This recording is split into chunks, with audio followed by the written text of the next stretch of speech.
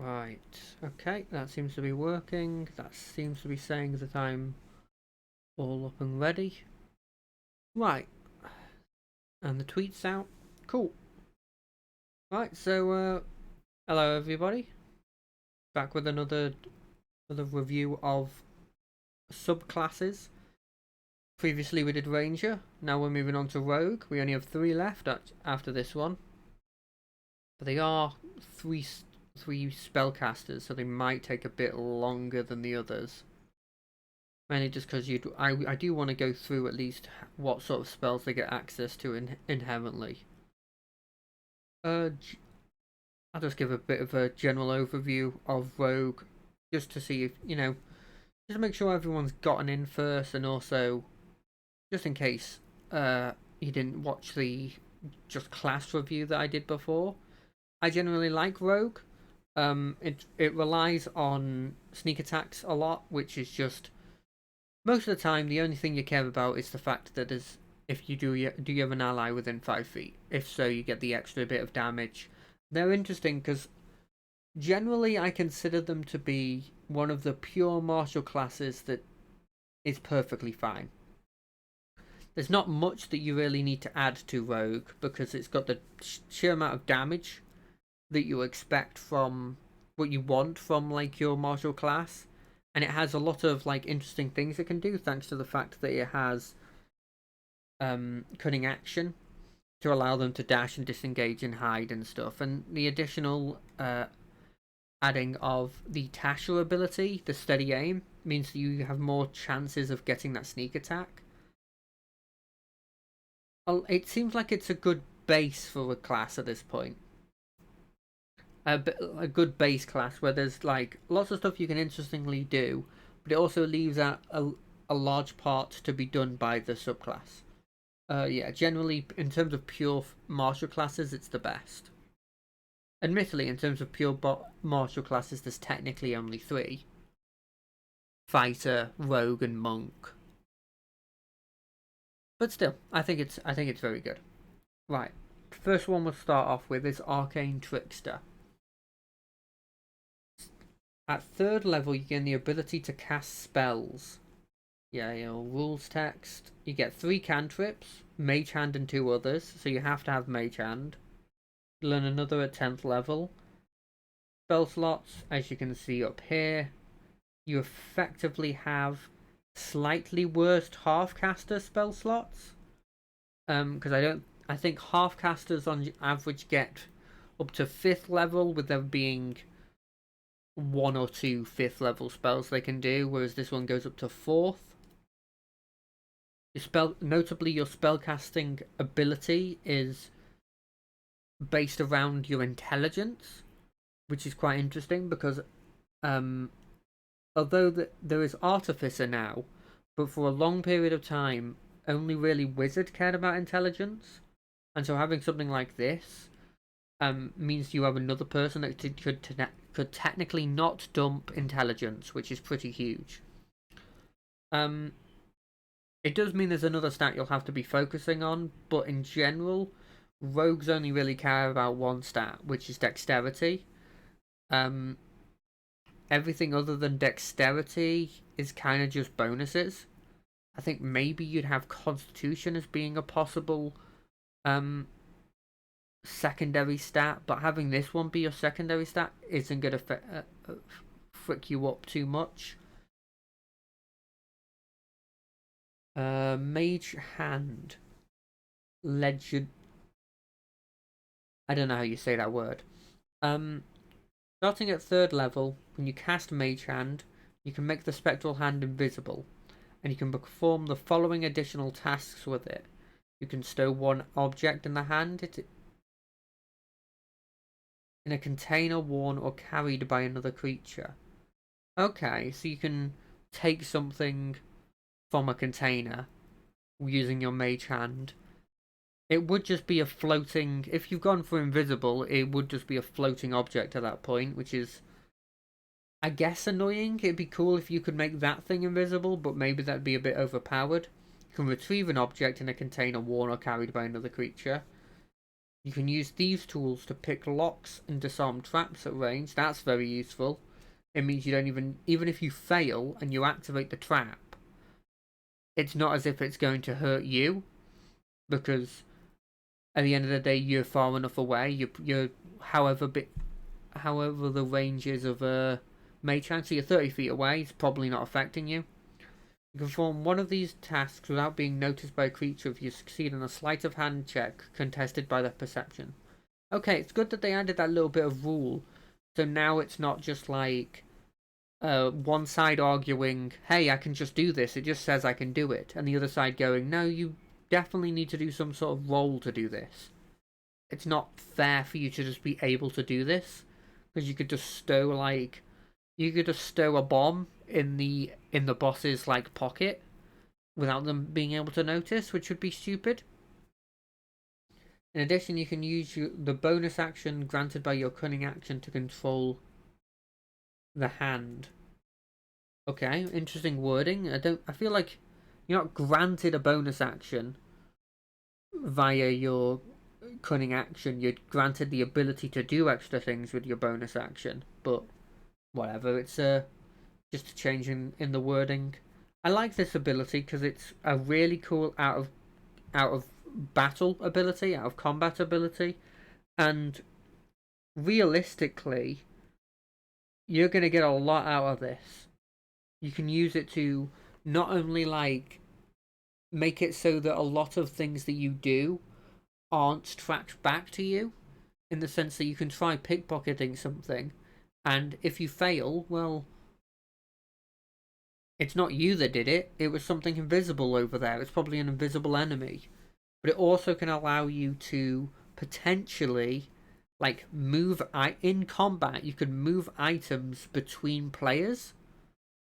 You can have a situation where you're not really using your bonus action for some reason. I mean, you do use it a lot as a rogue, but say, for example, you're in a hypothetical situation where you're not using your bonus action as much. You can have your bonus action mage hand pick up a healing potion from you and move towards your friend that's 30 feet away. And then on your next turn, bonus action, stow the item in their backpack, and then you've effectively given a potion to them that they could use. Now that's a bit of a niche ability, but it's an ability you could do, and it makes it so you have more options to do in combat. Speaking of that, I need to actually go back to the spellcasting thing, because there is a notable, important thing you should know about this, in the sense that when you get these spells, they have to be from the enchantment or illusion spell list. So you can't be getting stuff like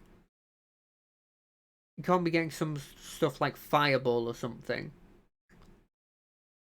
initially, and then I think later on, yeah, when you learn spells that you learn at 8th and 14th and 20th can come from any school of magic. Later on, you get the ability to start just taking from anything. So, notably, I mean, as a rogue, illusion and enchantment magic is kind of really useful for yourself. I mean, illusion inevitably is like, leave a fake artifact in the museum while you run away with the real one and they don't notice until much later. Or, I'm about to steal something from someone, I go invisible. So, there's a lot of interesting things there. Even stuff where, like, I'm caught and I cast Charm Person and they let me go. That kind of stuff. So most of the time you want enchantment and illusion on the rogue, but the fact that you can also get that stuff later, get more choice, is quite useful, because as I said, you could have Fireball, but I mean the problem with Fireball is it doesn't really scale particularly well. But you can get any sort of ability. You could start getting divination abilities to allow you to track down stuff. You could start getting summoning abilities to allow you to have just an extra body there that you can use to facilitate having sneak attack constantly. You could get yourself a familiar technically. And it also says here that, like, as you probably expect, like, you can, every level, you can sort of replace one with another one. which is quite good. And it puts in it's a lot of words here to effectively say that earlier on, from first to seventh, it has to just be enchantment and illusion. And then you start getting ones where it's like 18th, 14th, and 20th level, you can have any school. And when you're leveling up and switching them, you can't switch an illusion spell that's you've gotten from one of the levels where you can only get illusion or enchantment with a non-illusion one. So you can't just game the system. Overall, these third level abilities, mostly the spellcasting one, I talk about fundamentally changing how you play. This fundamentally changes how you play. It adds spellcasting as something that you just straight up don't have access to. You have a similar thing with Eldritch Knight, in the sense that that just completely changes it up because of activating spell stuff, like giving you access to actual spell lists. I think what's notable that I hope they do here, that they didn't really do in my opinion with Eldritch Knight, was Eldritch Knight didn't really feel like it had much of a synergy in the other abilities it got that allowed it to simultaneously go from magic to, might to magic effectively. And so I'm hoping this attempt at sort of doing a magic blade kind of, magic swordsman sort of idea, admittedly probably more like a magic assassin, will be done in a better way with more synergistic abilities. And the second, third level ability that allows the mage hand to go invisible and do a load of extra things is going in the right direction. What I'm sort of expecting and hoping is that you get more abilities that maybe integrate both magic and your base ability. Like, I don't think this might be too powerful, but if there was an ability later on that said something along the lines of your cantrips now get sneak attack damage.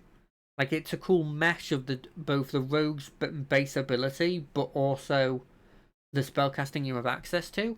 That would be really interesting. But these two abilities are a great start. Magical Ambush. Starting at 9th level, if you are hidden from a creature when you cast a spell on it, the creature has disadvantage on any saving throws it makes against the spell this turn. This is very interesting because obviously you're a rogue, so stealthing is definitely a big part of your character, at least generically. So it's not too weird, especially with the bonus action hide being a thing that you get with cunning action, for you to be hiding at the moment. I'm watching a rogue play in a campaign I'm watching, and almost always their bonus action is I hide behind a container. And then because you've got expertise probably in stealth, you roll really highly on average. So that's not too weird. It's very useful as well in a situation where you are sort of scoping out an area and you're like, okay, we need to get past a guard. I'll try and charm him. He'll have disadvantage on the charm. That's very useful. I like this ability. It doesn't have a huge impact, especially for a 9th level ability. But at the end of the day, I'm going to give it a bit of leeway just because this specific subclass, you are technically getting something every level by inherently being a spellcaster. It's not a particularly impactful ability, but I don't hate it. I think it's okay. 13th level. Versatile Trickster. At 13th level, you gain the ability to distract targets with your mage hand. As a bonus action on your turn, you can designate a creature within 5 feet of the spectral hand created by the spell. Right, okay. Doing so gives you advantage on attack rolls against that creature until the end of turn. Okay. So the idea is that you have the hand near somebody, but probably invisible so they can't see it. And then you get not only sneak attack on the thing, you also get advantage against that thing. That's a pretty interesting ability. I don't mind that. To me, I saw the mage hand, at least in combat, as being a support kind of I transfer items between friends kind of thing. This sort of, to me, implies more of it being an more offensive related ability, in the sense that you're supposed to maybe like, as I said before, maybe like stow grenades on them, or like stow like acids or poisons that eventually just like either explode or are have an immediate effect on the enemy. Interesting. I don't mind that. This ability is pretty good until. Oh no, it's just generally good because Mage Hand doesn't have any health. Yeah, this is just a cool ability because you've got just Mage Hand, even if they know it's there, just constantly giving you advantage, and advantage isn't insignificant, especially on a rogue, where rogues really only have one, maybe two attacks they've decided to dual wield. And so having the ability to make sure that you have a better chance at hitting them is a great idea. What's next? Spell Thief, the 17th level ability, the Capstone. You gain the ability to magically steal the knowledge on how to cast a spell from another spellcaster. Immediately after a creature casts a spell that targets you or includes you in the area of effect, you can use your reaction to force the creature to make a saving throw with its spellcasting ability modifier, the DC equal to your spell save's DC. On a failed save, you negate the spell's effect against you, and you steal the knowledge of the spell if it's at least first level and of a level that you can cast. For the next 8 hours, you know the spell and can cast it using your spell slots. The creature can't cast the spell until the 8 hours has passed. This is interesting. Also, you can't use this again until you finish a long rest. So this is a reaction, probably in you're at 17th level, right?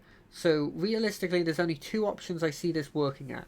You have elite enemies that you're up against that are doing a really annoying spell. Say heat metal, or like potentially moonbeam, or maybe even counterspell, and you're just like, I am very annoyed with this person doing this. I'm going to stop them from being able to do that. I see that being interesting. Even better though, if you're using it against the boss, if you can get a counterspell at a low enough level that you can use this ability on it,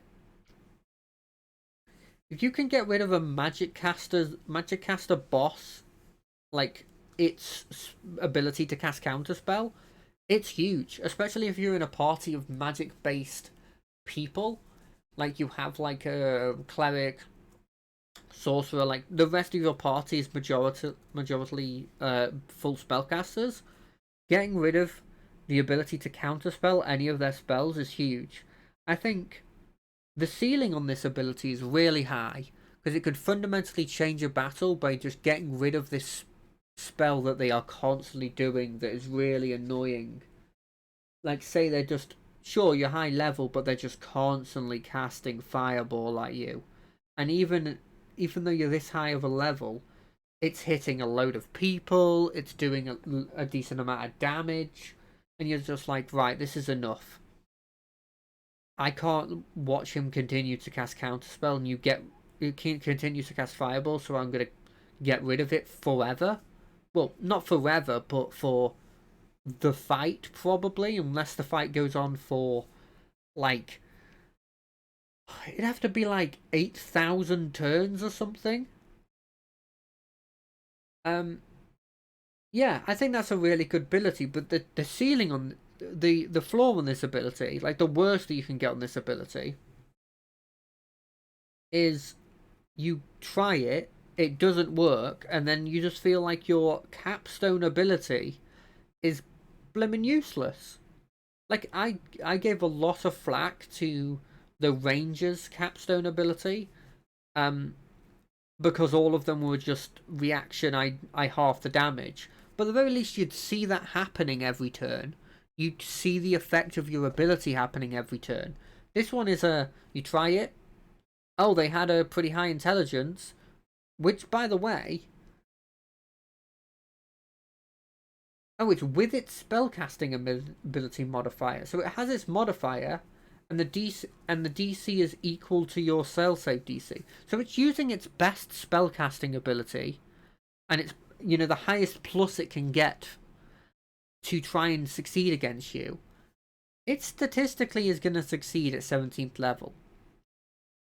Because bosses are going to be more powerful than you, which means they'll have higher pluses than you, which means that probably the stat that they'll have the best in, which is the stat they'll be using their spells via, will have a much higher chance of like beating that DC. I mean, your DC at this point is going to be, what is it, 8 plus proficiency bonus plus intelligence modifier. So it's 8 plus, be 8 plus 6. So you'd have 14 plus your probably plus 5, because you probably have max intelligence at this point. So it's 21, but I know of people that are level 10 that, with their spellcasting bonuses, can reliably beat 21.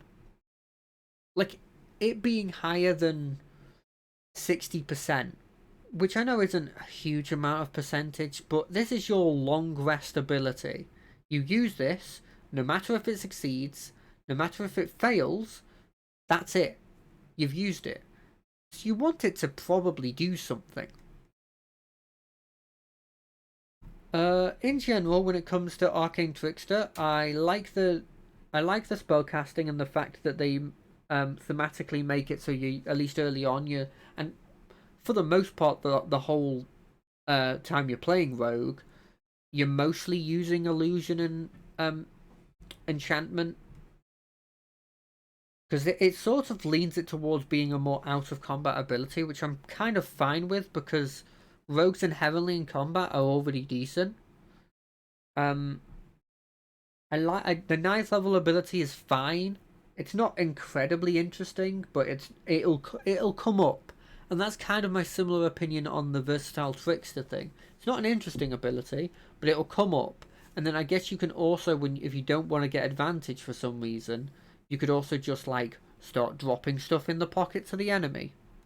And the spell thief ability, I think I would be slightly more higher on it if this had one of the lines of text that you will see nowadays in the newer subclasses, and which is that they'll say, once you succeed using this feature, you can't use it again until you finish a long rest, just to allow it so that you are going to get something out of this ability.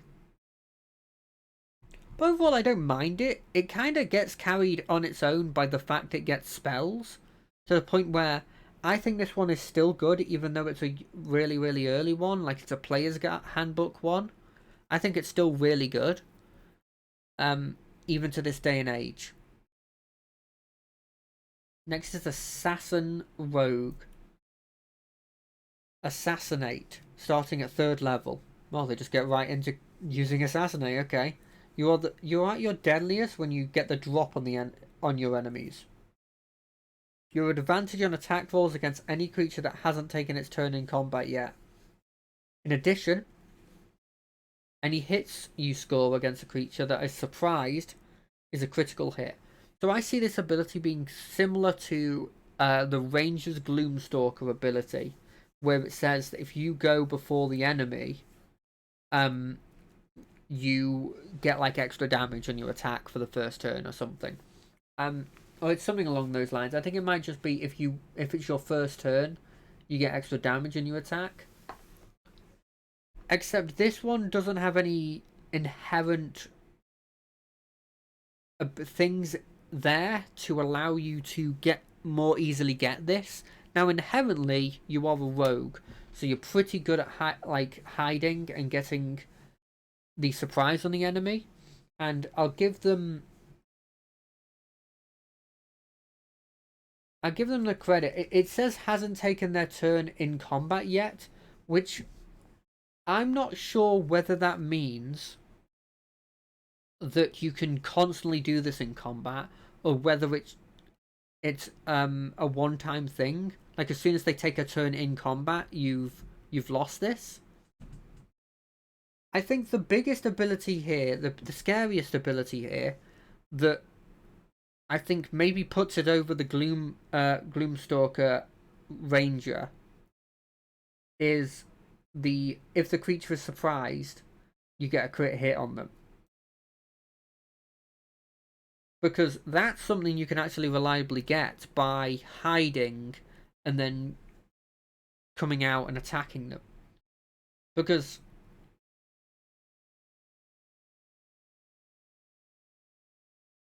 yeah, having this ability inherently, which it's weird to say because Gloomstalker came out much later.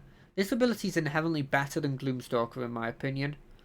Now, admittedly, you do have to do a little bit more to get what you want from this. Like with Gloomstalker, you just have to roll higher than them in the initiative, but this one's like you have to make sure you get the surprise on them. But you have a lot of tools to get your surprise on them because you're a rogue. If this is their only damaging ability, I probably will score it as low as I scored the Gloom Stalker Ranger. But for now, this ability is pretty powerful. It's pretty powerful specifically because it's on the rogue that already has sneak attack that does a lot of damage, and so critting it and doubling the amount of sneak attack damage you get is huge. When you choose this archetype, you gain proficiency with the Disguise Kit and the Poisoner's Kit. So the Disguise Kit makes it so you're more likely to be able to get into a situation where you can surprise them. And the Poisoner's Kit means that when you surprise them, you can double the damage on the poison damage as well. Possibly. Alternatively as well, it also means that you can do a lot of stuff out of combat. Disguise kits are very useful for infiltration missions and stuff. Poisoner's kit, I like it. I took it in a campaign I'm in at the moment. You're not going to get a lot of use out of it. I took it because it's a cool, flavorful ability. But even with the extra thing that was added in a later book that allows you to do special stuff, like you can, I think you with the Poisoner's kit you can craft basic poisons using it.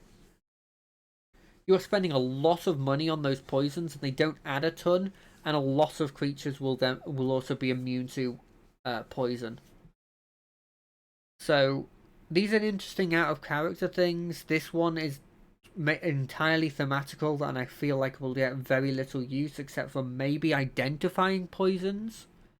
And this one, the disguise kit you'll probably get some use out in infiltration style missions if your DM wants to do those. Infiltration expert. Oh god, like they really want to go for the infiltration idea, which makes sense. It is an assassin. Starting at 9th level, you can unfailingly create false identities for yourself. You must spend 7 days and 25 GP to establish the history, profession, and affiliation for an identity. You can't establish an identity that belongs to someone else. For example, you might acquire appropriate clothing, letter of introduction, official looking certificate to establish yourself as a member of a trading house from a remote city, so that you can insinuate yourself into the company of other wealthy merchants. But I'm assuming it's saying, because it doesn't actually give you an example of like what you can't do. I'm assuming it's saying you can't make the identity of an actual living merchant from an actual company that you know of. Thereafter, if you adopt a new identity as a disguise, other creatures believe you to be that person until given an obvious reason not to.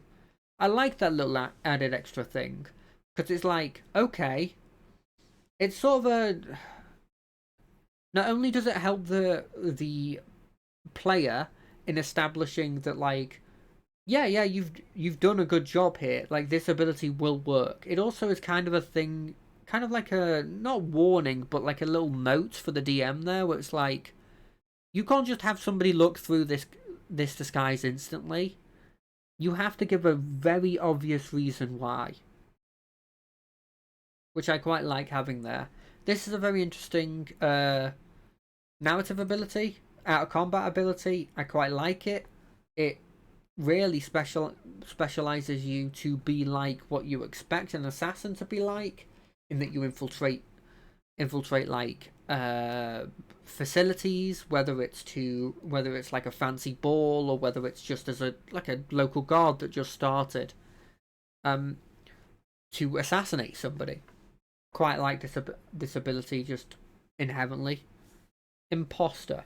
At 13th level, you gain the ability to unerringly mimic another person's speech, writing, and behavior.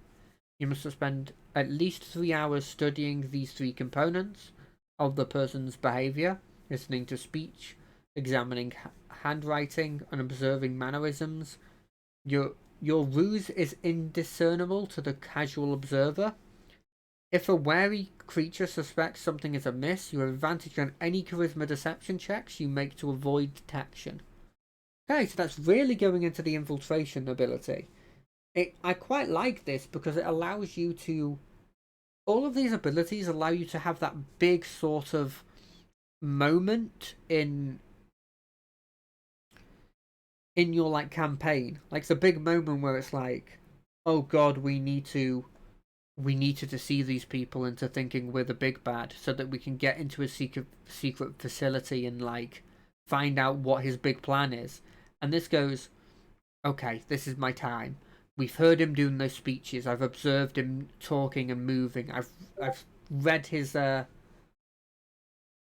handwriting in those threatening letters that he's sent to us, or his manifesto he's been using to gain support.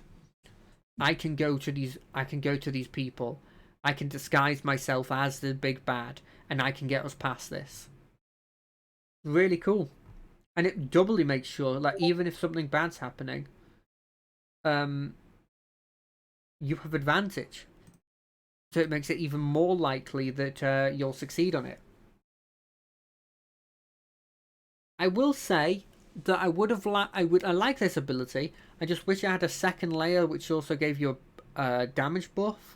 Admittedly, rogues don't need huge damage buffs, but it is increasingly becoming likely that all you're relying on it for in combat, in terms of interesting things you can do, is your sneak attack and that slight burst of damage that you might occasionally get. Which isn't that bad because it's on the rogue, but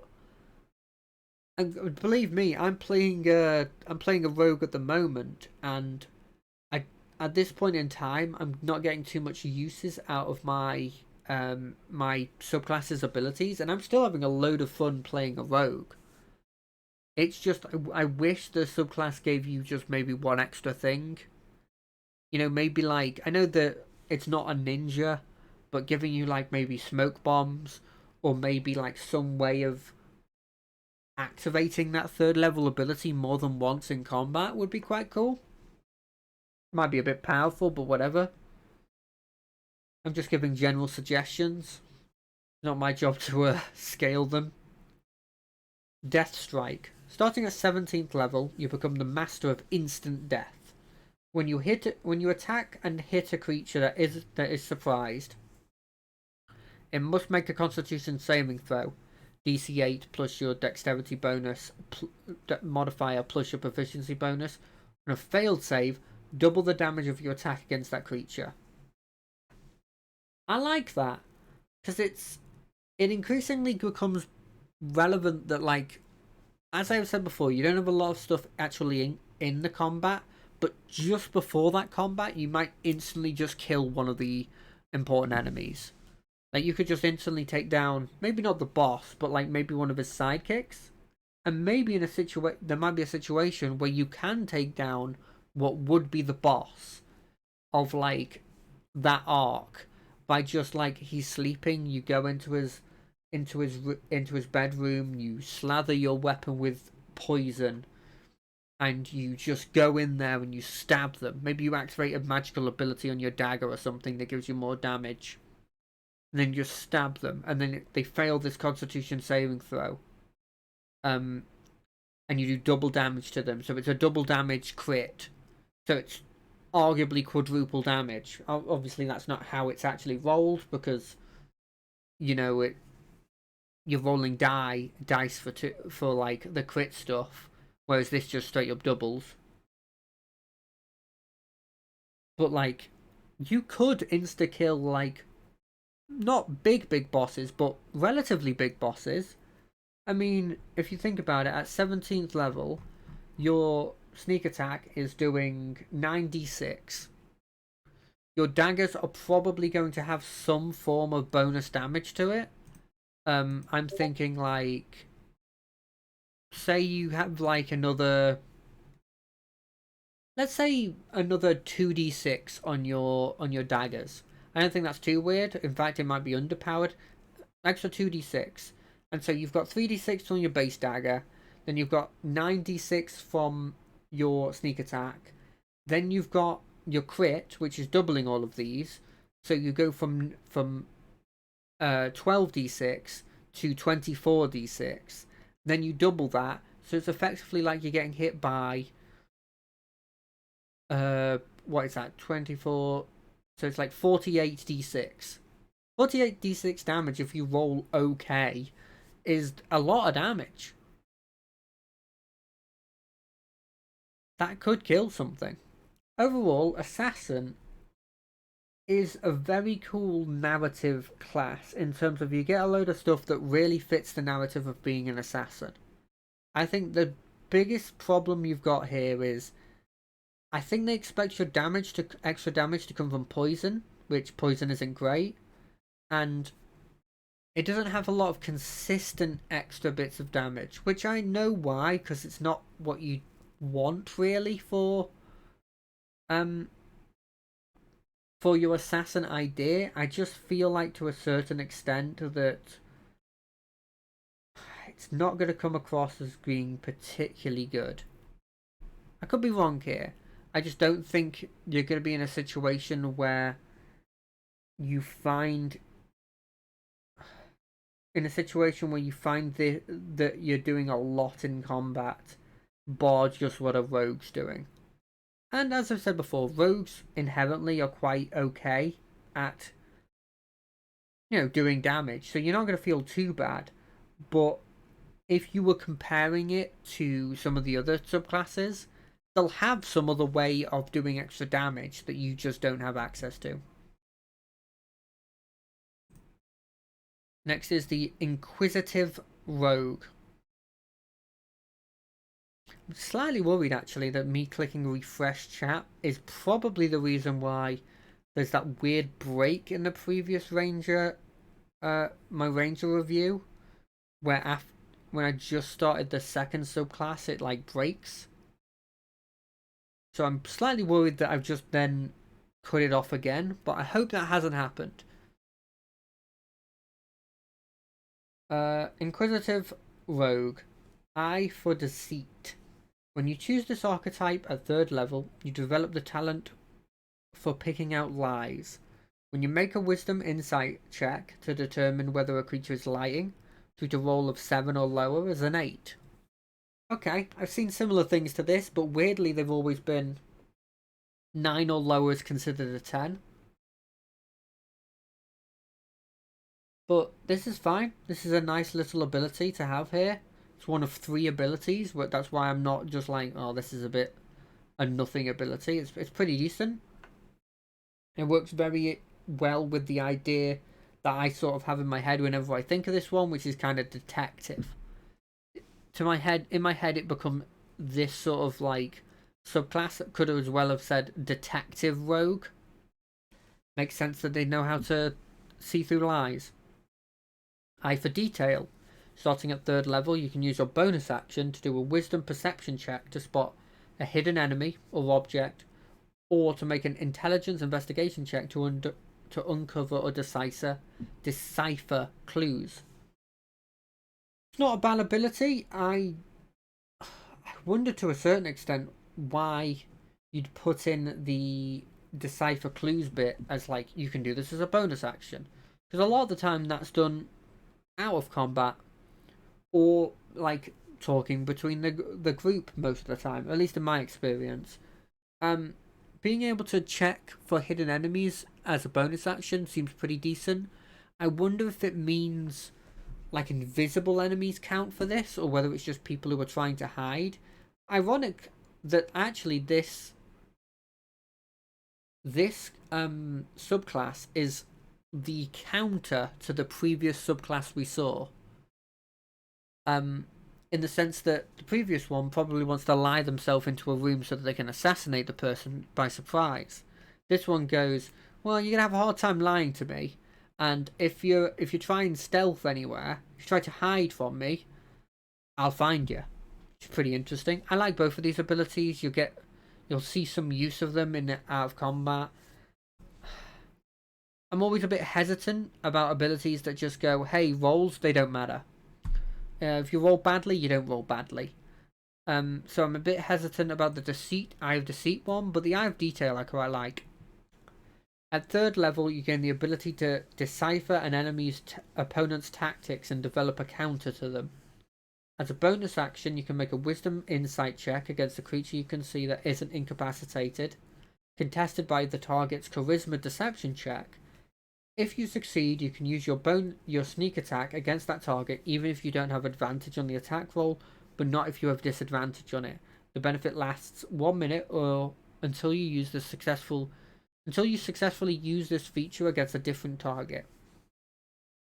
So interestingly enough, I didn't realize that until I started reading this subclass, but as the subclass I'm playing at the moment, which is from the Grimhollow book, has a very, very, very similar ability.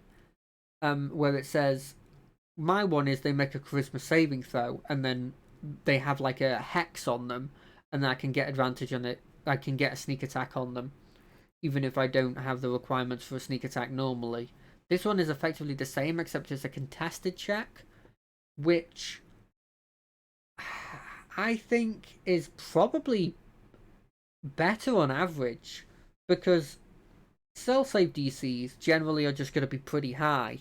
They're going to keep going up the longer, the higher level the campaign gets. But specifically deception checks, you're probably not going to have a high deception check on a Tarrasque, for example. You're not going to have a high deception check on a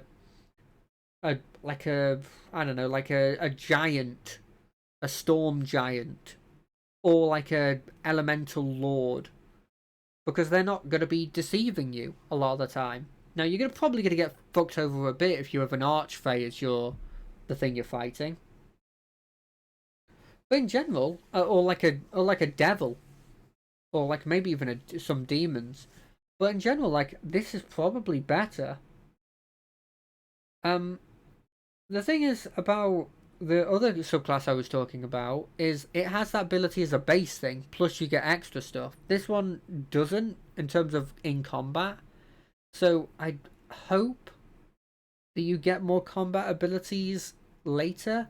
But maybe I'm looking at this wrong, and the idea is that the rogue has enough power inherently, and so you don't need to give it anything more except for just more out of combat stuff, which is weird because I actually like Rogue is one of the good skill monkey skill monkey classes in general. You can make an argument that like it is the best of the sort of like people with loads of skills classes. So I don't know if it needs more out of combat stuff. But hey, I don't hate any of these abilities. I just want more stuff to make me feel like I'm doing something in combat. 9th level. You have advantage on any wisdom, perception, or intelligence investigation checks if you move no more than half your speed on the same turn. Okay. I wonder if you could cheese it by using the dash action to double your speed and then just moving your regular speed. Not really cheesing it, it's just an interesting thing. Um, I don't know what to say about this ability. It's making me a bit confused. I don't think it's that good. Like, you're good at investigating, you're good at perception. I don't know if you needed to be better at those. Because you've probably put, at the very least for investigation, you've probably put your expertise into that. I don't I don't know if making what you're already good more guaranteed to succeed is that good. I mean, all of these abilities are doing is just guaranteeing you succeeding at just specific sets of abilities. And I think that's cool, but I think no matter if you had these abilities or not, having expertise was probably going to make it so that you succeeded most of the time anyway. And so, I don't know, it makes these abilities feel a bit useless, in my opinion. But I could be wrong. I could be completely wrong. I am admittedly not very good at out of combat stuff compared to some of the people that I party with. So I'm when it comes to reviewing out of combat stuff, I'm gonna be not as good at it. Unerring Eye. Beginning at 13th level, your senses are almost impossible to foil. As an action, you kind of already are impossible to foil, but anyway. As an action, you can sense the presence of illusions, shape changes, not in their original form, and other magic designated to deceive the senses within 30 feet of you, provided you aren't blind or deafened. You can sense that you sense that an effort. Let me try that again. You sense that an effect is attempting to trick you, but gain no insight into what is hidden or what its true nature, or it's into its true nature.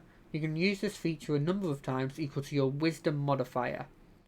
Now this is more what I like in terms of abilities, because this isn't just going you roll good, it's hey, in a specific situation, you know something that no one else could figure out. I quite like this, because it's like, hey, is there anyone invisible here? I know you're invisible. I kind of see it as like, hey, if you were trying to, if you're like a mimic and you're deciding to disguise yourself as a chest or something, I can use this ability and go, there's something wrong about that. I don't know if actually specifically it would allow you to do that, because I don't know if you can make an argument they're trying to deceive your senses by disguising themselves as a chest, so I feel like it would work. Um, Also, I mean, I have a kind of bugbear against shape changes. I really don't like them. They just come up a lot in the campaign, and it annoyed me. So I quite like that it has that ability to see through them. And I think this is more what I want. I want these kinds of unique abilities like this to be what you're getting. And less so just, I'm incredible at this skill. Because you already are. 17th ability, Eye for Weakness. You learn to exploit a creature's weakness by carefully studying its tactics and movements. While your insightful fighting feature applies to a creature, your sneak attack damage against that creature is increased by 3d6. That's pretty decent.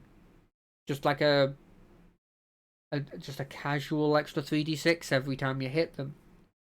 That's cool. I worry that this ability, maybe as 2d6, could have been like a 13th level ability, or maybe even possibly a 9th level ability, and kept them up in terms of damage. But it's not bad. I think in terms of this sort of class, it sounds like I'm a bit disappointed in it, and I'm not really, because it does a very good job at doing exactly what you'd want to do as an Inquisitive Rogue. I think I'm just more used to that also being in combat, like into like uses for these abilities, and there is insightful fighting, but just getting advantage, it doesn't feel fun to me. I want it to be fun. I want it to change how I play it. I keep bringing that up, but that's the biggest thing for me. Is I want it to be something where I can go in and I can play this subclass, and even though I've played a different subclass of this class before, I go into it, I'm playing different in some aspect. Sure, inherently, I'm always going to be hiding, disengaging, dashing, and using all of those abilities to weave myself in or out of combat and trying to use said thing to get my sneak attack on as much as possible. But like for Ranger, for example, the difference between Drake Warden, where I'm potentially mounting my dragon and fighting alongside it, breathing fire, gaining resistances to that, and comparing that one with, say, even like the Gloomstalker, where, or the Horizon Walker, where I'm going in there with my melee weapons and I'm teleporting around and I'm disrupting their ability to cast spells and stuff. Like, or the Monster Hunter, where I'm focusing on one creature and I'm destroying that thing by knowing everything about it and also being able to do immense amounts of damage towards it. If you compare the Assassin and the Inquisitor when it comes to combat, the Assassin gets that initial power turn and the Inquisitor gets the advantage, but that's it. Like, it doesn't change how the combat really goes. It doesn't change what you're thinking about in terms of, like, strategy. And that just disappoints me a bit. I don't mind these two. I can't really complain about their abilities except for maybe my pet peeve of taking the dice roll out of a dice rolling game. But I just wish they had that kind of thing in addition. I'm not expecting them to be incredibly combat oriented. They're obviously not, except for maybe the assassin. But the idea that they're exactly the same and they don't have any sort of thing in there. Like, they've got the advantage for Inquisitor, but they don't have, like, say, I don't know if you've ever seen the Sherlock Holmes movies, and you've got that whole scene where he's like, I know everything you're gonna do. You're gonna discombobulate, and he fucking stuns them and stuff. Like, maybe you could have something like that for the Inquisitive Rogue subclass to maybe make it a bit more interesting in combat. But hey, maybe it's just not for me. Mastermind Rogue. Master of Intrigue. When you choose this archetype, at 3rd level, you gain the proficiency in the Disguise Kit, the Forgery Kit, and 1 gaming set of your choice. You also learn 2 languages of your choice. Additionally, you can unerringly mimic the speech pattern and accent of a creature that you hear speak for at least 1 minute, enabling you to pass yourself off as a native speaker of a particular land, providing you know the language. Something I've just come across here that I found is actually a bit weird, back to the assassin, is you didn't get forgery kit proficiency, but you got the ability to forge identities, which I find a bit weird. Maybe it's a relic of it being an older subclass. Talking about this ability, it's pretty cool. It gives you proficiency in what you'd expect you to have. You're a mastermind, so you know how to disguise yourself. You're a mastermind, so you know how to forge stuff. You're a mastermind, so you know, all Bond villains who are masterminds in this situation are always playing some form of game. Just seems to be like the kind of ability, the kind of thing you always seem to have if you're a mastermind. And then the ability to mimic speech and accent is a very interesting thing. Because what will come up if you're playing like a more realistic, kind of just like a realistic community, realistic world, is communities are very sort of isolationist. A lot of the time, at least especially when if you're doing it in a medieval style setting, not a lot of the time will the person in the town ever go anywhere but that town, except for maybe the closest city to sell its stuff, but that's probably it. And so inherently they start when they're quite, I don't want to say isolationist, but like quite stuck in their one town. They inherently become nervous of anyone that isn't from that town, and so the ability to change your accent and your speech to come across as, well, at least he's from around here, so I'm less nervous behind it, nervous about like talking to them and stuff. I think it's a really interesting ability to have. Yeah, that feels like a very good like out of combat abilities. Master of Tactics. Starting at 3rd level, you can use the help action as a bonus action. That's pretty useful. Additionally, when you use the help action to aid an ally in attacking a creature, the target of that attack can be within 30 feet of you rather than 5 feet of you. The target can see or hear you. So you start getting ranged help actions that use a bonus action, which is really cool. I always like it when ability gives you something you already had, and then what they do is they go, okay, but I'm going to change this to be more useful and to um, also be able to be used in a different way. It's like I don't remember if it was the Death or Grave Cleric, but they had a thing where it's bonus action, spare the dying, but the range on it was increased. And something like that, like, it does change how you fight. I know I keep harping on about, I keep repeating that, but it does change how you fight. Which is pretty good. Overall, these two abilities have been pretty cool. I prefer this ability, the Master of Tactics, more than the Assassin and the Inquisitive Rogues, a 3rd level sort of fighting ability.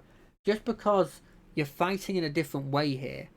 You now have a situation where you can go in there, stab the person, um, maybe kill them, maybe stay in combat, maybe you're more ranged. Actually, this implies that you could be a bit more ranged.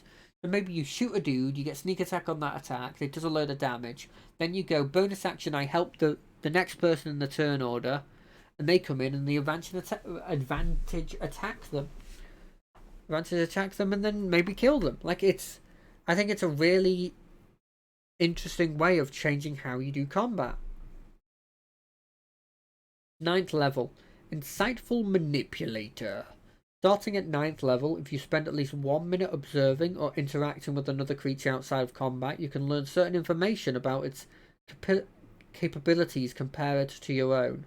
The DM tells you if the creature is equal, superior, or inferior in regards to 2 of the following characteristics of your choice: intelligence score, wisdom score, charisma score, class level, if any.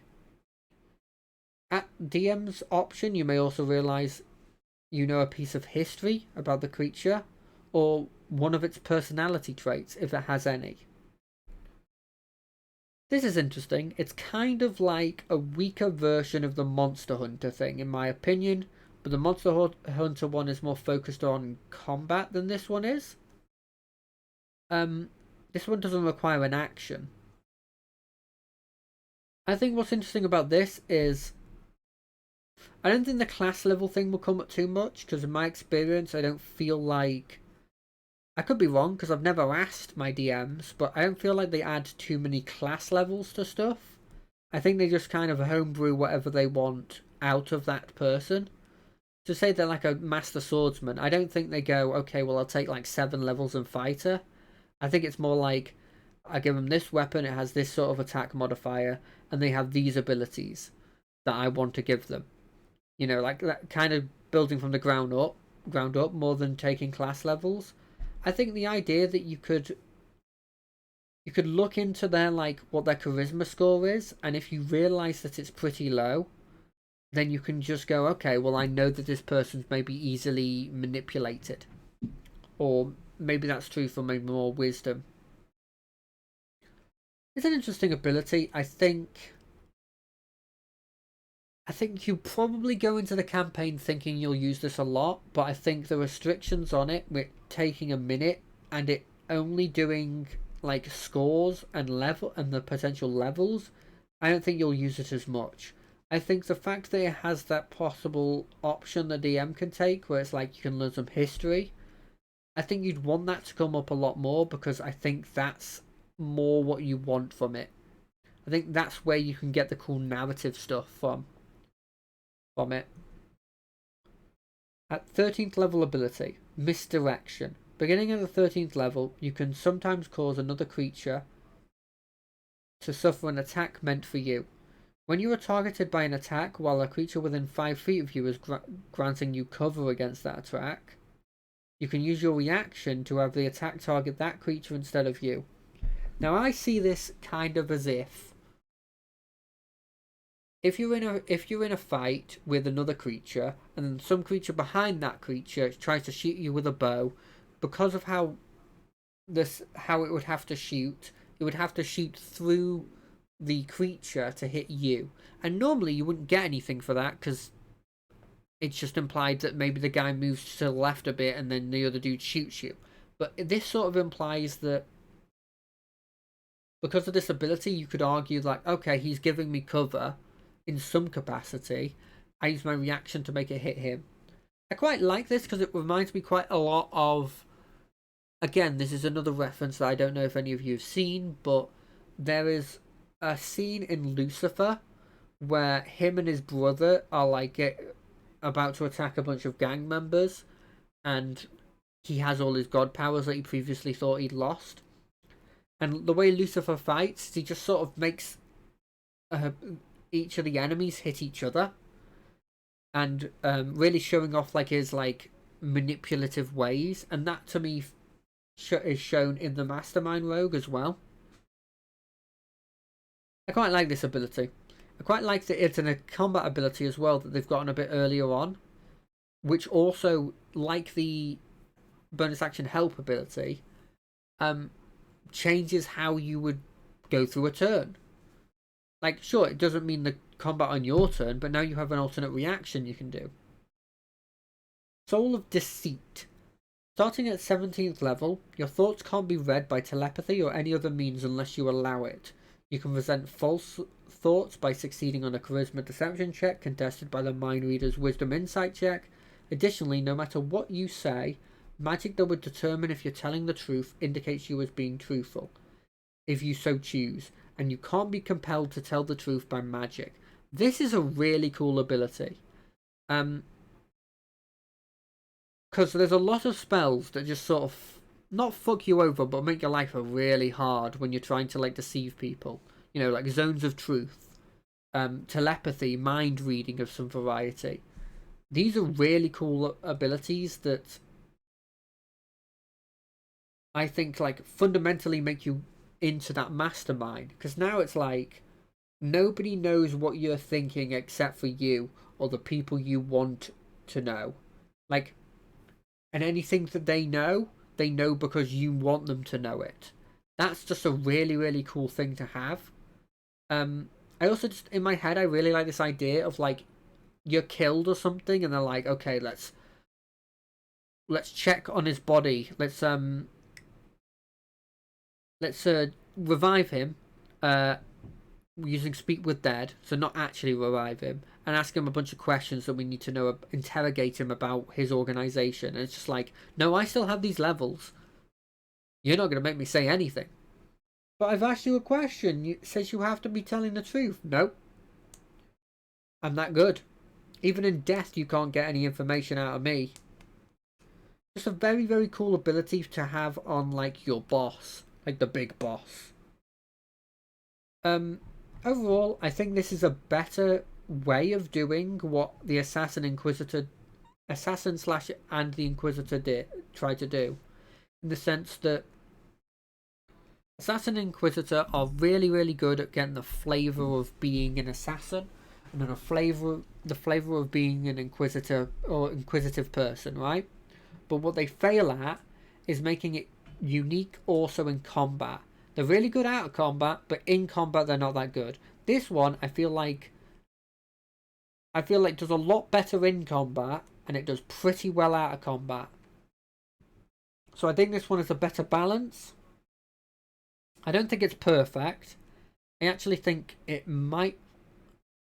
Its out of combat abilities actually maybe are a little worse, in my opinion, than the Assassin and Inquisitive had. But the sort of balance is better, in my opinion. The Phantom Rogue, which is interesting because I don't think I've ever looked at this one, or I've only very briefly looked at this one. It's from Tasha's. Whispers of the Dead is the first third level ability. Echoes of those who have died cling to you. Whenever you finish a long or short rest, you can choose a skill or a tool proficiency that you lack and gain it, as the ghostly presence shares its knowledge with you. You lose the proficiency when you use this feature to choose a different proficiency that you lack. This is a cool ability. Allows you to, if you're in a situation where your team needs someone with this ability, like, oh, we're going to maybe in some reasons you don't, for some reason you don't have thieves tools as your proficiency, and you're like, we need someone with this, and you go, don't worry about it, let's have a short rest, I'll consult with the master thief that's decided that he wants to follow me around. He'll teach me all he knows and I'll learn it. Or maybe it's like, oh god, we really, really need to deceive this person. We really need to figure out how to deceive this person. And it's like, don't worry about it. I have this mastermind guy who's following me around. He'll teach me how to do it. It's really cool. Also, narratively, it can be done. I know I use the word narratively a lot. I am sorry about that, by the way. But narratively, it can be used as like a really cool character thing for you. Where you could have it where the DM has it, where you at least have a short conversation with this ghost, and maybe give some information that isn't incredible to the story, but maybe it comes up later on if you've written it down in your notes. I always like those little things, where it's like, oh, there's this little thing that comes up that you probably would just think of just being like a little flavour thing that doesn't really matter, and then later on it comes up and you're like, oh, I'm so glad I remembered it. Wails from the Grave. As you nudge someone closer to the grave, you can channel the power of death to harm someone else as well. Immediately after you deal sneak attack damage to a creature on your turn, you can target a second creature that you can see within 30 feet of the first creature, roll half the number of sneak attack die for your level, round up, and the second creature takes necrotic damage equal to that roll's total as wails of the dead sound around them for a moment. You can use this feature a number of times equal to your proficiency bonus, and you regain all expended uses when you finish a long rest. I like this ability, because it turns the rogue into a bit more AoE than you're actually expecting from your rogue. Now, I'm not going to go as far as to say it fundamentally changes how you play the game, but I will say that it does change like the damage you are doing in battle. It means that occasionally you're going in there, you're doing a bit of damage from your weapon, a lot from your sneak attack, and then you're just going, that creature over there that's pretty low health, I'll roll half of my sneak attack damage and kill it, which I think is very interesting. I quite like both of these abilities. One of them's a really cool narrative ability that will get some use out of combat. The other one is a pretty cool starting ability to have that changes your sneak attack into a sneak attack plus extra, which I quite like. Tokens of the Departed, the 9th level ability. When a life ends in your presence, you're able to snatch a token from the departing soul, a sliver of its life essence that takes physical form. As a reaction, when a creature you can see you can see dies within 30 feet of you. You can open your free hand and cause a tiny trinket to appear there, a soul trinket. The DM determines what the trinket's form, or has you roll on the trinket table in the player's handbook to generate it. You can have a maximum number of soul trinkets equal to your proficiency bonus, and you can't create one while you're at your maximum. You can use the soul trinket in the following ways. While a soul trinket is on your person, you have advantage on death saving throws and constitution saving throws. For your vitality is enhanced by the life essence within the object. When you deal sneak attack damage on your turn, you can destroy one of your soul trinkets that's on your person and then immediately use Wail from the Grave without expanding a use of that feature. As an action, you can destroy one of your soul trinkets no matter where it's located. When you do so, you can ask the spirit associated with the trinket one question. The spirit appears to you and answers the question in a language it knew in life. It's under no obligation to be truthful, and it answers as much as possible, eager to be free. The spirit knows only what it knew in life. I really like this ability because not only is it a buff to the damage, it's also a buff to your out of combat ability, and it's also a passive buff to just generally your combat as well.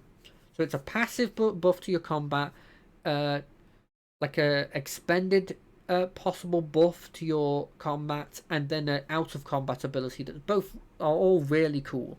Also, there's loads of narrative cool things you can do with this, with having it have it where if somebody that died, because it doesn't say that you have to be killing them or they have to be an enemy.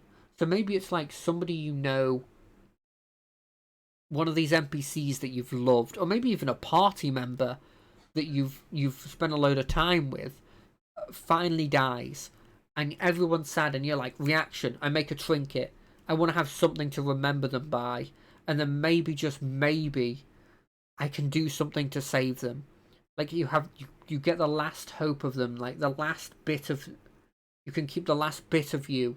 Like maybe it becomes like the feather in their hat, and you're like, it can be like this really, really, really cool narrative experience where like you're grieving and you know that technically a part of their life is still with you, but they're actually not there anymore, and maybe it's at some point you have to use it to get information that only they knew, and it's kind of like you're letting go of the last bit of them, but knowing that they'll always be with you in your heart. I think there's so much you can do with that as well. And in addition, it's just a buff to your damage and just both passively and when you expend them. I think that's really cool, in my opinion. That I think that's one of my favourite abilities I've seen today. 13th level ability, Ghost Walk. You can phase partially into the realm of the dead, becoming like a ghost. As a bonus action, you can assume a spectral form. While in this form, you have a flying speed of 10 feet, you can hover, and attack rolls that have disadvantage against you. You can also move through creatures and objects as if they were difficult terrain, but you take 1d10 force damage if you end your turn inside a creature or an object. You stay in this form for 10 minutes or until you end it as a bonus action. To use this feature again, you must finish a long rest or destroy a soul trinket as part of the bonus action to activate the Ghost Walk. Really cool ability. It makes you spectral. It gives you a cool form that allows you to not only like move around the battlefield much more easier, but also just means inherently they have disadvantage on attacks against you. The fact that you moving through objects is a very good ability both in combat and out of combat, allows you to sneak a lot. The fact it's 10 minutes long is insane to me, because a lot of abilities like this will be like a minute long, and even more so the fact that you can use your bonus action and a trinket to just re-up it again is insane. Yeah, this is a really good ability. I like that every ability we've seen now past the third level abilities have just been both out of combat and in combat useful abilities. Finally, 17th level, Death's Friend. Your association with death has become so close that you gain the following benefits. When you use Wails from the grave, you can deal the necrotic damage to both the first and the second target, buffing your sneak attack. That's pretty cool. At the end of a long rest, a soul trinket appears in your hand if you don't have any soul trinkets, as the souls of the dead are drawn to you. I quite like this ability. My only complaint is it kind of doesn't make any sense with this the ability to smash them and get the spirit associated with the trinket to answer a question, because what soul is in the trinket after a long rest? It doesn't specify. I think if the only change I'd make to this ability, because overall I quite like it, is you change this to soul trinket appears in your hand. If you don't already have a soul trinket, the spirit is a spirit of somebody you already knew that you had a strong connection with. You know, something like that. So maybe you can re-get back a spirit that you just had a strong connection with. I think that would be cool. Overall, Phantom though, I think that's blown my mind, honestly. Arcane Trickster was okay, like it was good, and Assassin and Inquisitive were okay.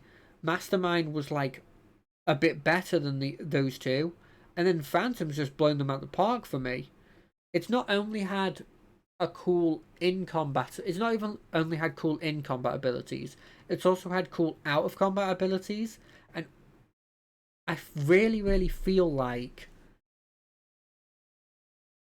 this is like the right way you should go with subclasses. The idea that everything there can be used in multiple situations and that both in and out of combat is just so incredible to me. Yeah, that's top rated, definitely, in my opinion. Next is Scout. I had a look at Scout before. It's from Xanathars. The third level ability is you are difficult to pin down during a combat. You can move up to half your speed as a reaction whenever a creature ends its turn within 5 feet of you. The movement doesn't provoke an attack of opportunity. This is really cool because you've got a situation, and the specifics on this is very cool because it says ends its turn within 5 feet of you. So what you can do in this situation is they move up to you, they attack you, and you go, well, you've done what you can now. I'm just gonna leave, and then you can just make sure that they don't pin you down in any capacity without even using the bonus action that you would normally use to just disengage. Because bonus actions for Rogue, it's like you got so many things you want to use on it. You got your cunning action, so you've got your dash, your disengage, your hide. You've also got inherently you've got the steady aim now with Tasha's that allows you to have advantage, which you need if you're not getting sneak attack. And realistically, you want to be using, if you can, just to increase the likelihood of you actually hitting because you only got one attack. A lot of the time they put any subclass feature onto a bonus action as well. So bonus actions are like they're the things that I feel like if you ask somebody playing a rogue what they wanted and if they could have anything, it'd be like, yeah, can you give me an item that like gives me 2 bonus actions? So having it where you can do something that you want to do, which is to stay out of combat without using your bonus action, that's, as I said, really hotly contested. That's huge. When you choose this archetype at 3rd level, you gain the proficiency in the nature and survival skill. If you don't already have it, your proficiency bonus is doubled for any ability check you make that uses either of these proficiencies. So it's effectively going you have expertise in nature and survival. That's really useful. It makes sense. You're a scout. You're supposed to, go ahead of the army and, make sure that you're just that what you're fighting is what you initially knew, and find out information about the army. So you're going to be like tracking in a jungle. You're going to be surviving potentially for days on your own. So yeah, I mean that's a good ability. I think the skirmisher, it doesn't fundamentally change it in the sense that I mean in the sense that it's a huge change. It is a minor change though. Superior mobility. At ninth level, your walking speed increases by 10 feet. If you are for climbing or swimming speed, that increases. This increase implies to that as well. By the way, going back to the third level ability, I like both of them. I don't think they're incredible. None of them give you a bonus to damage, which isn't great in this situation. And I do think that it would be nice for the rogue to get something like that, and they don't change the how you play that much. This ninth level ability, however, is arguably worse. It's just an increase to your speed, which isn't bad, don't get me wrong. But there's classes that get this for this passively without losing out on anything. And I think this isn't enough, in my opinion. I know it's a ninth level ability, and in general they're supposed to be a bit more disappointing, or at least they come across as being a bit more disappointing. But I just feel like there was more you could do. It could have said, even something as simple as like, your working speed is increased and difficult terrain doesn't affect you. Like, I feel like that would have been perfectly fine. And I'd be like, sure, this is a cool ability. This one just feels like it's bad even by ninth level ability standard. In terms of what it gives you. Like, 13th level ability, Ambush Master. Starting at 13th level, you excel at leading ambushes and acting first in a fight. You have advantage on initiative rolls. In addition, the first creature you hit during the first round of combat becomes easier for you and others to strike. Attack rolls against that target have advantage until the start of your next turn.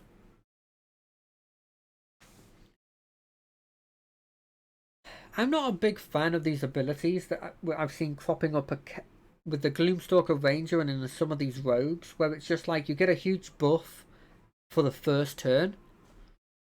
Mainly because the higher level you get, even though you're supposed to be scaling with the encounters, in my opinion, it feels like they go on for longer because you've got access to more, and so it feels like even they're balanced. Even if they're properly balanced, they will go on for longer. And I just look at this ability and I go, this is an ability that happens on the first round and then nothing else. I think my biggest pet peeve with these ones is it's just this ability. If it was this ability plus an extra bit, like at this point the scout still hasn't gotten a bonus to its damage in any capacity, or even really a buff to its combat capabilities. The only thing it got was the idea that it can stay at range, which is fine. It's a cool ability. It's one of the reasons I've considered playing a scout before, but it can't just be that. I don't think that's enough in my opinion. 17th level, Sudden Strike. Starting at 17th level, you can strike with deadly speed. If you take the attack action on your turn, you can make one additional attack as a bonus action. This attack can benefit from your sneak attack even if you've already used it this turn, but you can't use your sneak attack against the same target more than once in a turn. This is the kind of ability I was talking about. The idea that you can do 2 sneak attacks is huge. It is using your bonus action, which, as I said, is hotly contested. But on the other hand, you're not using your bonus action to stay out of combat because you're using your reaction to get out of combat. So that's not as bad.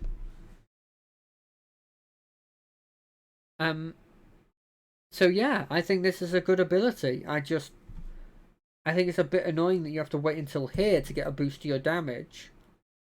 I mean, it's 17th level. It's so long. When it really, I feel like it should be earlier. Maybe weaker, obviously, but earlier, maybe. Soulknife. This is another Tasha's one? Yes. Psionic Power. 3rd level ability. Oh, sorry.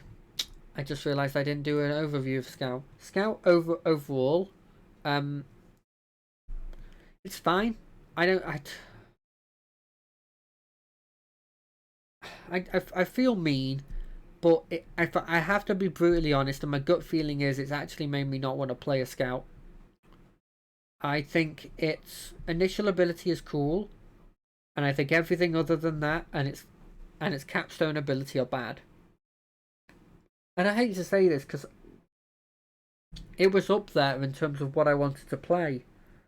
It was probably the if we weren't allowed to do Grim Hollow subclasses, and I wanted to play a rogue, I would have probably have played a scout rogue, and it annoys me a bit. I don't rate it too highly. Now Soulknife, psionic powers, the 3rd level ability. You harbour a wellspring of psionic energy within you. The energy is represented by your psionic energy die. Their d6s. You have a number equal to twice your proficiency bonus. Here are the 3 abilities you get. By the way, your die increases at 5th, 11th, and 17th to a d8, a d10, and a d12, respectively. Psionic Bolstered Knack. When your non-psionic training fails you, your psionic powers can help you. If you fail an ability check using a skill or tool with which you have proficiency, you can roll 1 psionic energy die. Add that number rolled to the check, potentially turning a failure into a success. You expend the die only if the roll succeeds.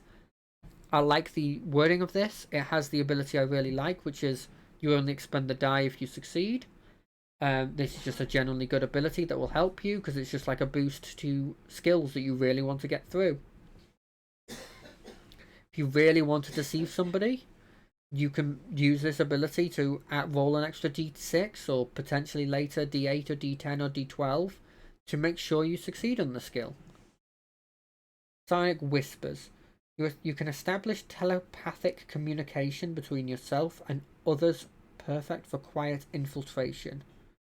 As an action, choose 1 or more creature you can see, up to a number of creatures equal to your proficiency bonus.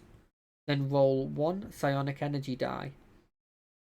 For a number of hours equal to the number rolled, the chosen creatures can speak telepathically with you, and can speak telepathically with them, and you can speak telepathically with them. To send or receive messages, no action is required. You must be within 1 mile of each other.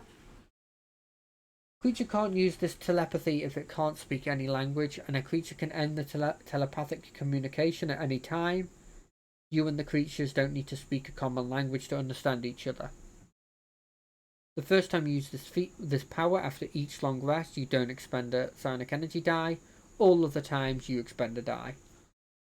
So there's a lot of words there to say that you can make a group of you able to do telepathy between yourself. This is quite useful not only for in combat kind of sneaky maneuvers, in the sense that you come up with a plan and at no point does the boss or the enemies know about that. But in addition, it says a mile. So you can be like...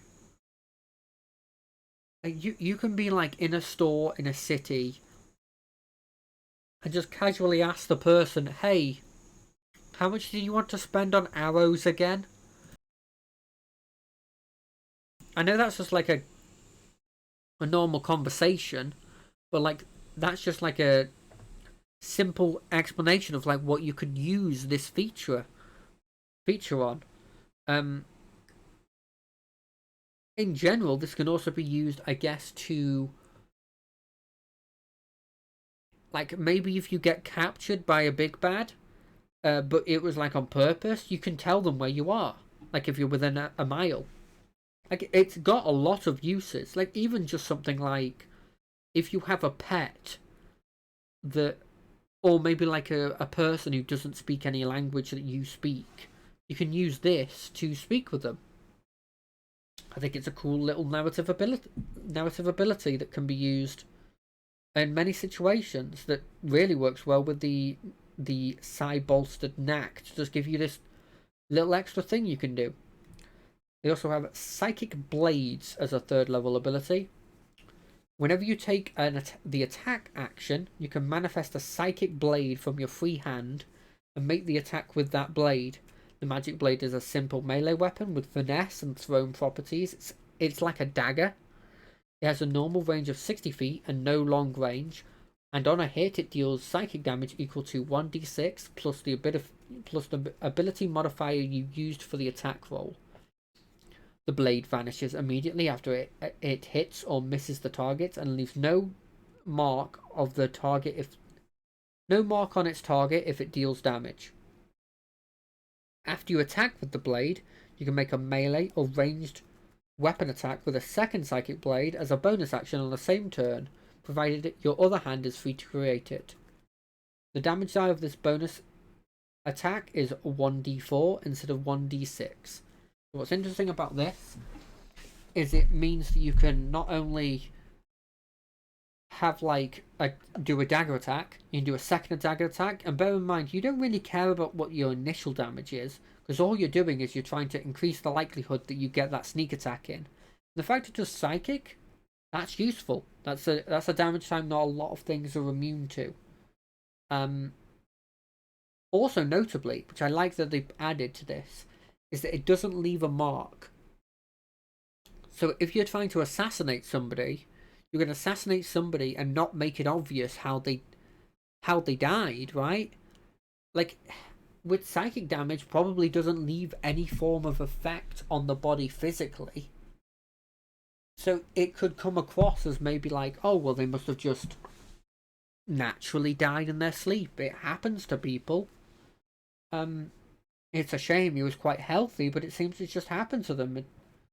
So it's quite an interesting little extra bonus you have. Overall, these third level abilities are pretty cool.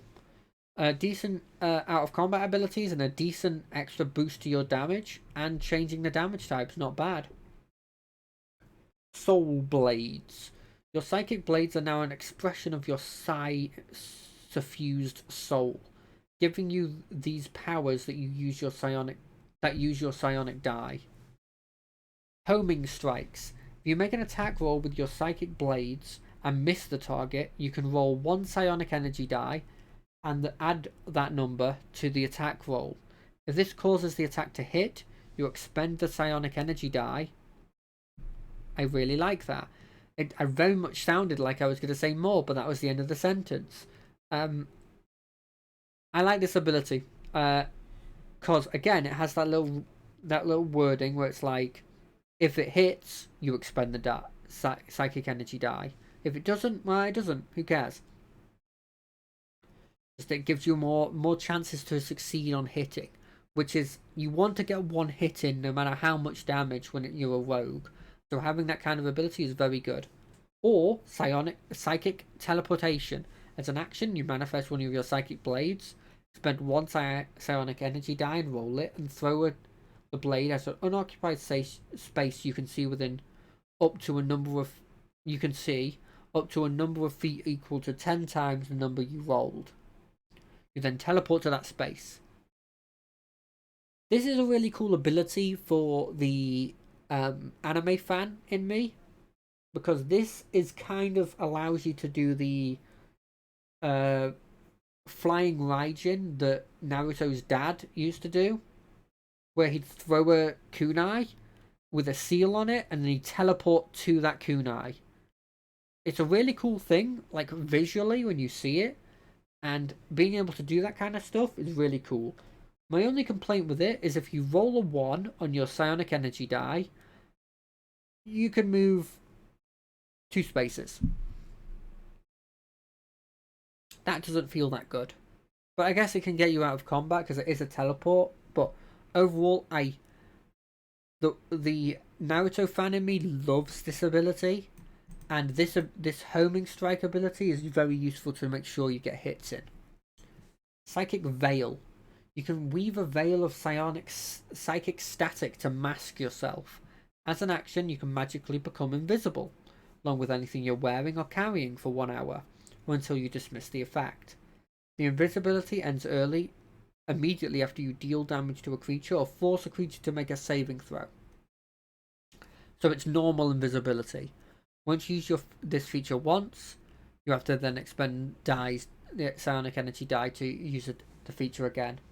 I think this is a cool ability. It's coming a bit late, but it's fine. It allows you to do some infiltration missions, and you couple that with your psionic blades not leaving any scars or anything. Kind of allows you to go in there, maybe kill a couple people, and then it's like, oh, they just drop down dead and we can't even see.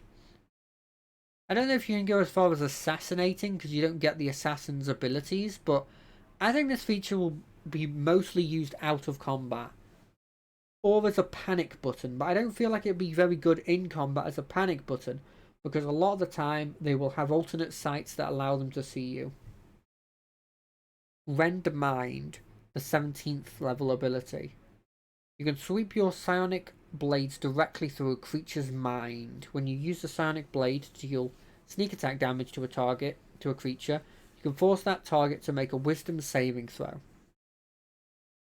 It's your DC is equal to 8 plus your proficiency bonus plus your dexterity modifier. If the save is failed, the target is stunned for 1 minute, and they can repeat the save every turn. Fucking hell, stunned. And you can use this once, and then you have to expend 3 die to use it again. So this is a blimmin' powerful ability, and they've realised how powerful stunned is, so they're making sure that it is quite limited. As you can see, this is one of the few abilities that doesn't say you only expend it when you fail,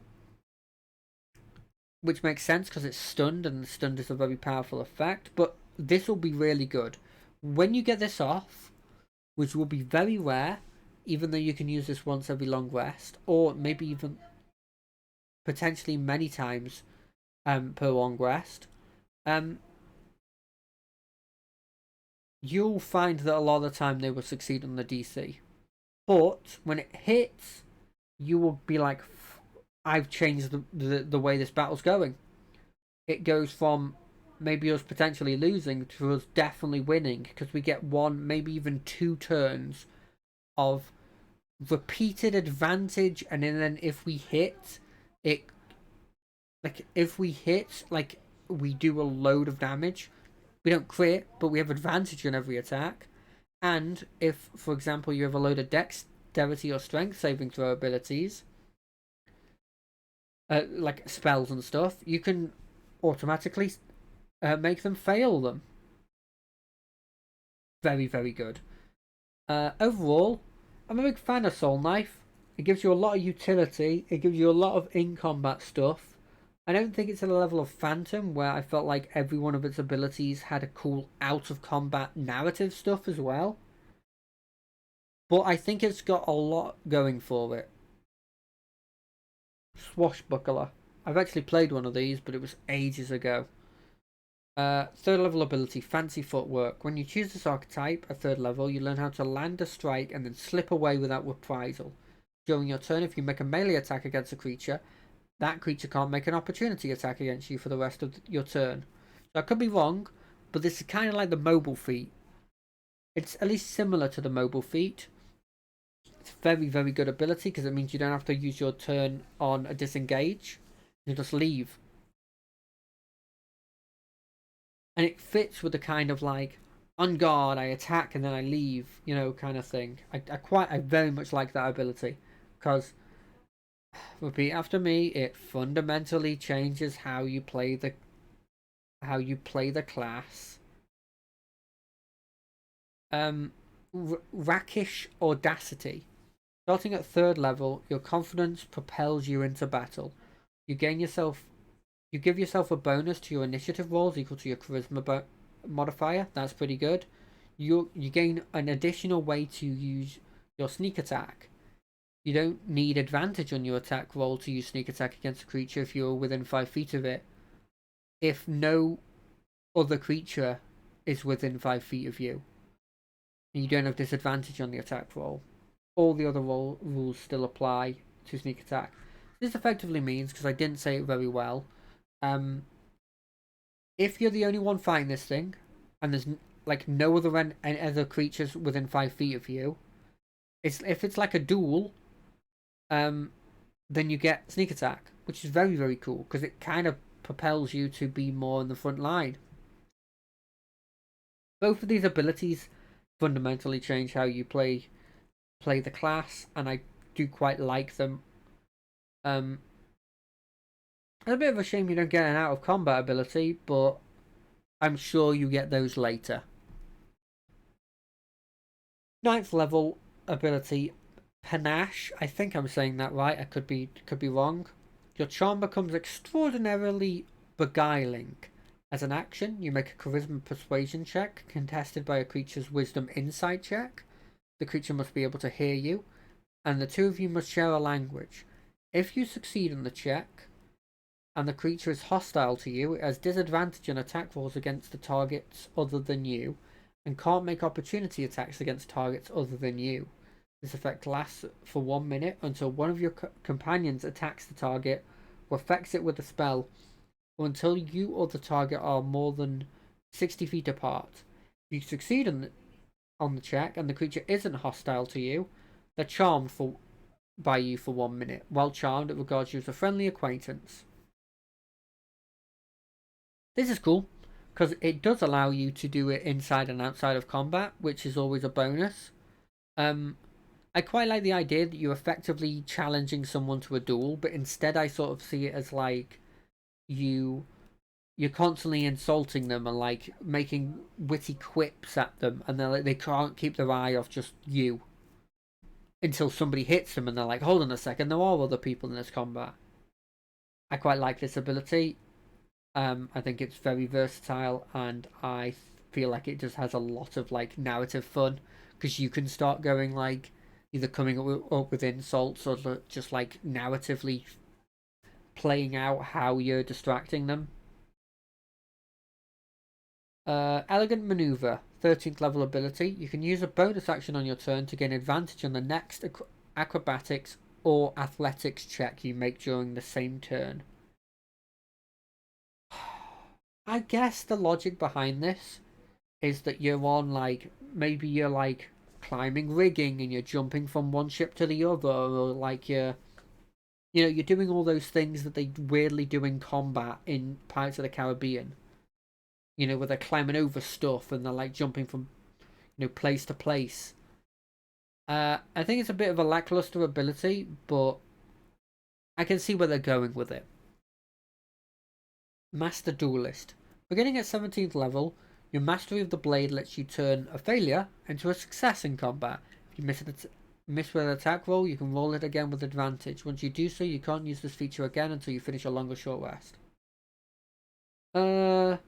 I think this ability is very similar to what half the Rangers had. It's a boring ability that you'll see it being used, but I feel like in general you won't feel like it's a capstone ability. It doesn't do anything fantastical,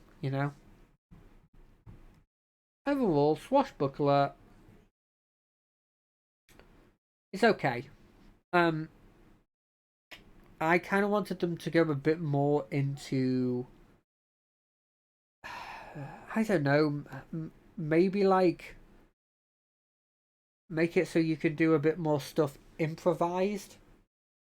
What I mean by that, because that didn't really make any sense, is maybe you go into the idea of like, you really go into the Pirates of the Caribbean idea, and you have it where it's like, yeah, as a bonus action you can pick up something and use it as an improvised weapon. Because in those kinds of fight scenes you see in Pirates of the Caribbean, they're very much a kind of like using the environment kind of fights that they do, where like, oh, they'll get on a water wheel and they're using the fact they're on a water wheel to help them in the combat, or like, oh, there's a wooden, he's knocked my sword out of my hand and there's a wooden like ore right here, and I use that in combat for a brief amount of time, and then until I get my sword again, that kind of stuff. It just, I don't know, I understand what they're going for. I feel like it didn't 100% get it across. I think the 3rd level abilities do it pretty well. I think Panache is pretty okay, if a bit one-sided in what you can do with it, in terms of there's only one thing you can do with it in combat and there's only one thing you can do with it out of combat. Elegant maneuvers, I know what they were going for, but I feel like you could have worded it as a bit differently if you wanted to go for the idea that they were able to, like, use the environment better.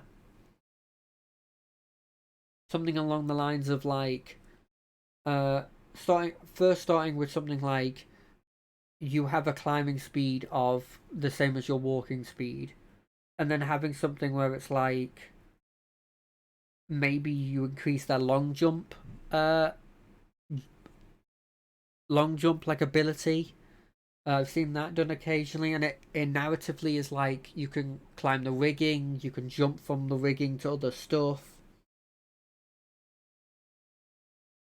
Or maybe, as I said, with the improvised weapon thing. And then the Master Duelist ability, it really doesn't feel like it stacks up as a capstone ability, but maybe that's just me. I could be completely wrong. Finally, Thief. Thief is another one of the player's handbook classes. Third level ability, Fast Hands. Starting at third level, you can use your bonus action granted by your cunning action to make a dexterity sleight of hand check. Use your thieves' tools to disarm a trap, or open a lock, or take the use object action, which base rules without any of the homebrew rules that I feel like a lot of people use. The use an object action is huge because it allows you to bonus action either heal yourself using a healing potion, or potentially make someone else drink it. I think a lot of people homebrew it that you can heal yourself as a bonus action anyway. But I mean, you still get the use feeding other people with this. And in base rules, it's an action in both situations. So that's really useful. The opening and disarming traps, opening a lock and disarming traps and using thieves' tools. Well, you're using thieves' tools in both instances. It's gonna come up. I mean, you're a rogue. That's probably what you're going to be doing a lot of the time. And sleight of hand stuff, that'll be interesting. The idea that you could maybe potentially pilfer something in the middle of a combat without the big bad maybe seeing it. Maybe pilfer like a MacGuffin that you're going to use in combat, and then get behind them, and then use the MacGuffin without them noticing. I think would be quite cool. Second story work. When you choose this archetype at third level, you gain the ability to climb faster than normal. Climbing no longer costs you extra movement. In addition, when you make a running jump, the distance you cover increases by a number of feet equal to your dexterity modifier. So this is kind of doing what I was suggesting the Swashbuckler had. Is it's just inherently increasing what your movement ability is. I think the wording on climbing no longer costing you extra movement is a bit it can be a bit deceptive, because it is different to having a climbing speed, but in a lot of circumstances it really isn't different to having a climbing speed. I think the logic behind it is, if you're in a situation where even like pro climbers couldn't climb it, you can't use this ability. But if you're in a situation where it's a bit rocky, like there's a couple of handholds, then you can use this ability. But if it's like a sheer surface, only if you had a climbing speed could you get up. Then there's the 9th level ability, Supreme Sneak. I almost said Supreme Snack there. Starting at 9th level, your advantage on Dexterity Stealth checks if you move no more than half your speed on the same turn. So it's another one of those ones that has the preface of moving no more than half your speed. Except this one has a huge debuff to it. Because a lot of the time, I've seen rogues playing it where what you do is you go up to them, you stab them, then you leave the combat. Oh, sorry, let me rephrase that. You appear, you shoot them, then you bonus action, I stealth. Now, if you play it realistic, they know that you've stealthed there, and you probably want to move some amount. So this ability probably will come up to you in some capacity. Overall, though, it's just a very good ability for you to have. And it makes sense if you want to be a thief, just making it so that you have a higher chance of succeeding on stealth checks, which you probably already were going to succeed on. I will say that the same thing I say about most of these abilities, where it just increases your check. I just wish they were more unique with it. Make it more like specialized so that when that comes up, you're like, I've got something for this. Instead of it just being you have advantage on stealth checks. I just think that this one's a bit boring, and also especially with Rogue, where you have expertise. If you have something that you want to do, you will be good at it. To the point where you don't need advantage. Advantage is just guaranteeing it even more. 13th level, use magic device. By 13th level, you've learned enough about the workings of magic that you can improvise the use of items even when they're not intended for you. You ignore all class, race, and level requirements on the use of magic items.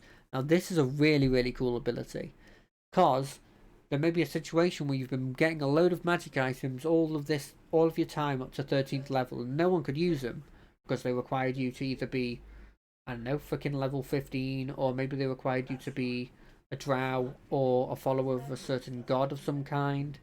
You know, something like that.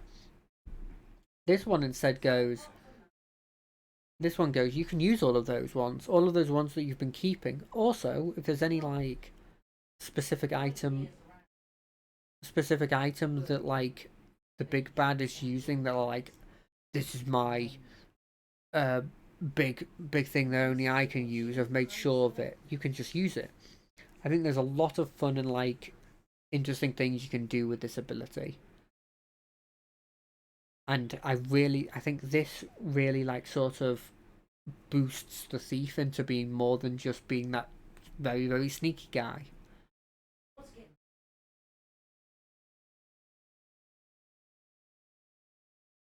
And then there's the 17th level ability, the capstone ability. It's called Thieves' Reflexes. When you reach the 17th level, you've become adept at laying ambushes and quickly escaping danger. You can take 2 turns during the first round of any combat. You take the first round at your...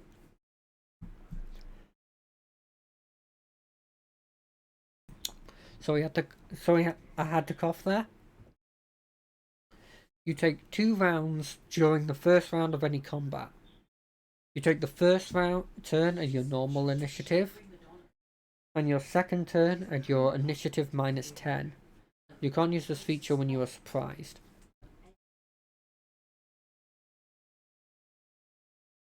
This is interesting. I think it has a bigger impact than some of the other capstone abilities, but in general, I think this ability is... You'll know you're using it. I just don't like this sort of string I'm seeing through all of the rogue subclasses, which are, here's a bonus at the start of your turn. I don't like that.